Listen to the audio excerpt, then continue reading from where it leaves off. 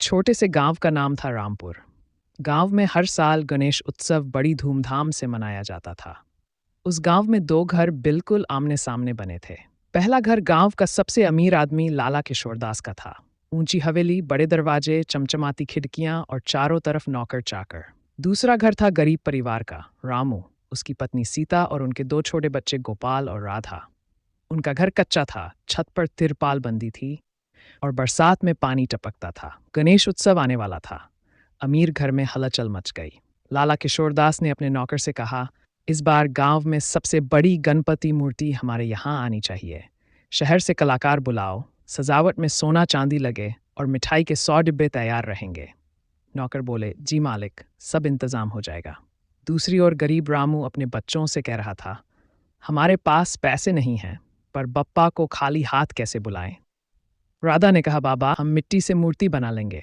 गोपाल बोला, मैं नदी से मिट्टी लाता हूँ, हम सब मिलकर बप्पा बनाएंगे। माँ सीता बोली, बप्पा को सोना चांदी नहीं, सच्चा मन चाहिए। चलो, हम मिलकर उन्हें सबसे प्यारा घर देंगे। कुछ दिन बाद अमीर के घर मूर्ति आ गई। भव्य मूर्ति थी, ऊंची, चमचमाती, सोने चांदी से सजी।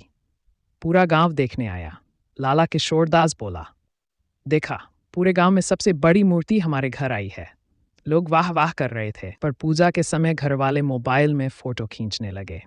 बच्चे कह रहे थे, पापा, इंस्टा पर डालो न। कोई नौकर आरती घुमा रहा था, पर किसी के चेहरे पर भक्ति नहीं थी।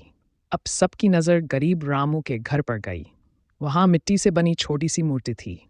सजावट में पुराने कपड़े, कागज के फूल और बच्चों की बनाई रंगोली थी। भोजन में घर की बनी खीर और गुड़ के लड्डू रखे थे। जब पूजा शुरू हुई तो कमाल हो गया। बच्चे ढोलक बजाकर गा रहे थे, गणपति बप्पा मोरया। माँ सीता ताली बजाकर भजन गा रही थी। रामू आंसुओं से भीगी आंखों से आरती कर रहा था। आस पड़ोस के लोग भी ताली बजाते हुए जुट गए। पूरा माहौल भक्ति और प्रेम से भर गया। जो भी वहां आया, उसे सच में बप्पा का आशीर्वाद महसूस हुआ। उस रात अमीर लाला किशोरदास सोया। सपने में देखा, गणपति जी सामने खड़े हैं। गणपति जी बोले, किशोरदास, तुम्हारे में बहुत वैभव था, पर तुम्हारे दिल में भक्ति नहीं थी। तुमने मुझे दिखावे के लिए बुलाया। उस गरीब परिवार ने मिट्टी की मूर्ति बनाई, पर उसमें सच्चा प्रेम था। मुझे वही पूजा सबसे प्रिय है। किशोरदास घबरा गया। हे बप्पा, मुझे माफ कर दो। मैं समझ गया, किशोरदास ने विनम्रतापूर्वक कहा। भाई, मैंने कल रात गणपति बप्पा का सपना देखा। उन्होंने कहा कि सच्चा प्यार और भक्ति ही असली पूजा है। मैं अब से दिखावा नहीं करूंगा। किशोरदास ने गंभीर स्वर में कहा, बप्पा सबको समान रूप से प्यार करते हैं, अमीर को भी, गरीब को भी। हमें बस सच्चे मन से उनकी पूजा करनी चाहिए। रामू ने दयालुता से कहा। दोनों परिवार मिलकर गणपति जी की आरती करने लगे। गांव वाले भी साथ जुट गए और पूरे गांव में अमीर गरीब का भेद मिट गया। गांव वाले उत्साहित होकर बोले, गणपति बप्पा मोरया, मंगल मूर्ति मोरया।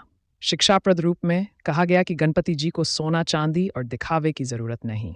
उन्हें चाहिए सच्चा दिल, भक्ति और प्यार।